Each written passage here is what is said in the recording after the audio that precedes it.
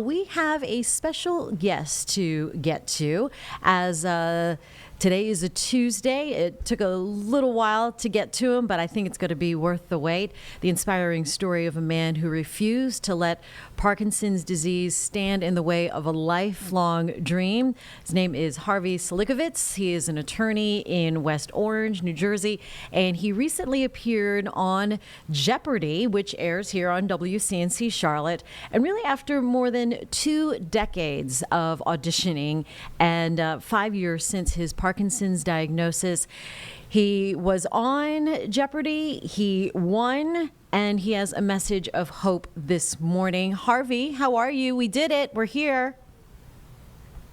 Jane, it's great to be with you. Great to be with you too, Harvey. Talk to me about this dream of wanting to be on Jeopardy. Um, well, I've wanted to be on a prestigious quiz show going back to the beginning of the new millennium. At that time, Who Wants to Be a Millionaire was insanely popular, and I was trying to get onto that. Never did. But that really got me interested in trivia as a thing to pursue.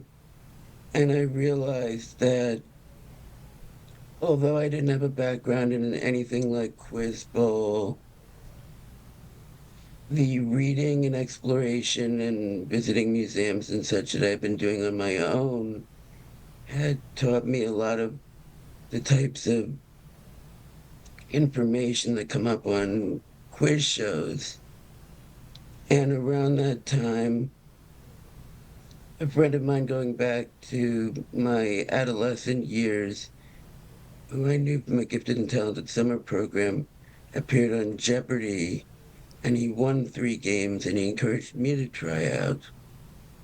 Hmm. And I'd never really thought about it before, but I was able to get an audition. This is back in Paleolithic times, long before the online tests and Zoom interviews, when you had to mail in a postcard to try to get an audition if they were going to be coming live to your city.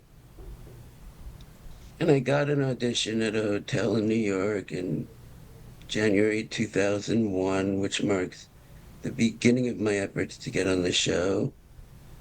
I didn't pass the test. They don't tell you the passing score, but everyone seems to believe it's 35 out of 50. I knew I hadn't missed by much. I dedicated myself to improving in areas where I knew I had struggled on the test. My next audition in 2004, I passed the test. In those days, you also took the test at the audition, and if you didn't pass it, they asked you to go home. But I didn't have to go home that time. But over the years, I kept trying. I would always pass the test. I would get auditions, but I didn't get on. And finally, in March of 2019, I didn't know it at the time, but I was later to learn that in the middle of that month, the then head of casting for Jeopardy had left a voicemail for me, inviting me basically to be a contestant on Jeopardy in a few weeks, to fly out to Culver City and all that. And I had a lot going on in my life, a lot of doctor's visits. This was in the months leading up to my Parkinson's diagnosis. And I missed the voicemail, and I didn't find out about it until 5 weeks later, by which time taping for the season had wrapped. And one of the reasons also that I wasn't on high alert for the call was that at the time they would tell you after you auditioned, you would be in what they call the active file for 18 months. And the call came 22 months after my most recent audition. So I had to go back to auditioning again. And I subsequently had two more auditions. And of course, the Parkinson's diagnosis just 5 days after my August 2019 audition. But despite that diagnosis, which was really scary, being on Jeopardy was something I'd worked long and hard for, and I still wanted to do it. And finally, in late 2024, I got an email from a contestant producer saying, well, it began, Harvey, I know this email has been a long time in coming. And I knew what was going to follow, and it was like such a huge burden was lifted. And so that was my long journey to get to the show. Amazing, Harvey, and it really just shows to your perseverance. You mentioned during your appearance that you hope to give hope to others with chronic illnesses. What specific message do you want our viewers and others to take away from your journey? Well, first of all, I want to make clear I am a very positive person, and I presented my message in a very positive way. That doesn't mean it was easy to be able to audition for and prepare for and get onto Jeopardy, being over 5 years after my Parkinson's diagnosis by the time it finally happened. And people don't see the things that go on behind the scenes, like in my hotel in Culver City when the night before my taping I had an attack of my worst physical Parkinson symptom, which is dystonia, where my legs cramp up and it can be painful. So I'm not saying that if you have a chronic disease, it's nothing in terms of being able to do the things you want to do.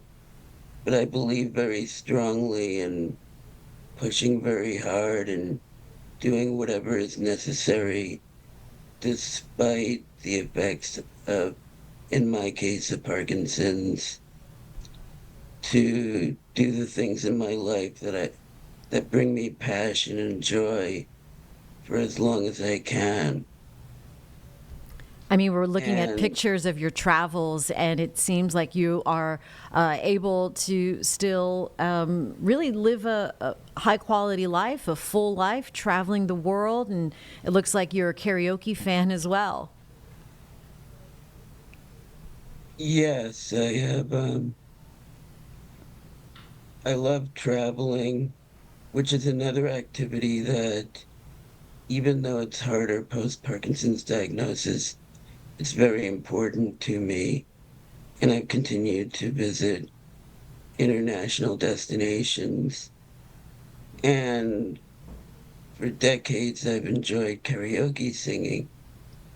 And at one point, I discovered that most cities that you go to around the world, you will find karaoke venues.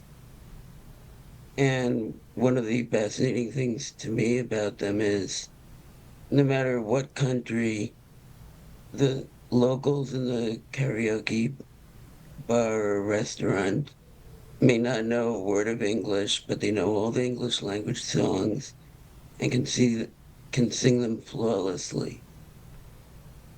And I started combining my travels with karaoke so that before I go on a trip, such as one I'm currently planning, I will do research on places that offer karaoke in the locales where I'll be visiting. And eventually that developed critical mass, and I began to call it my World Karaoke Tour. And this has been decades in the making, but I've now performed karaoke in all 7 continents, 78 countries, and all 50 US states. I love it. I love karaoke too. We might be able to do a virtual karaoke duet, Harvey. Harvey, as an advocate, a working attorney, and a full time employee, as well as a Parkinson's advocate. One last question: how is your professional background, all of these passions of yours, intertwine with your message for advocacy?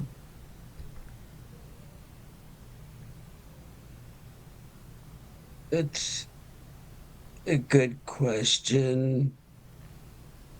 Um, I think it's all of a piece to the extent that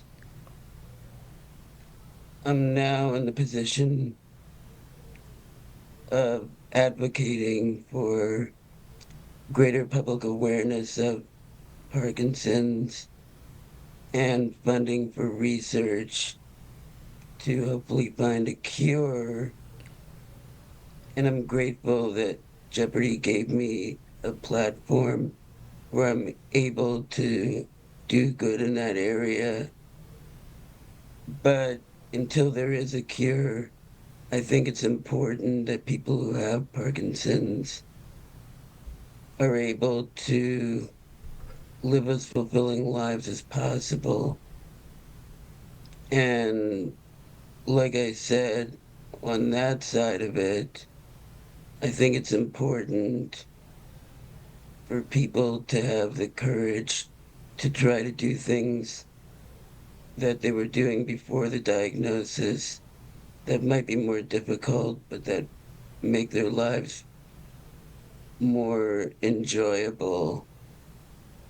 Like, the diagnosis is a scary one, and obviously every case is different, and I know that some people with chronic diseases can't physically do all the things they want to do, but to the extent they can, the diagnosis doesn't have to mean that your life as you know it is over.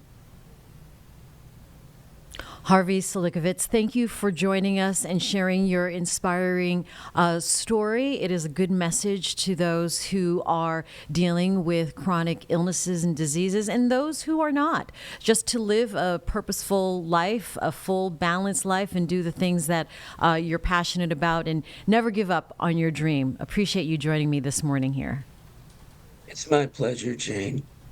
All right.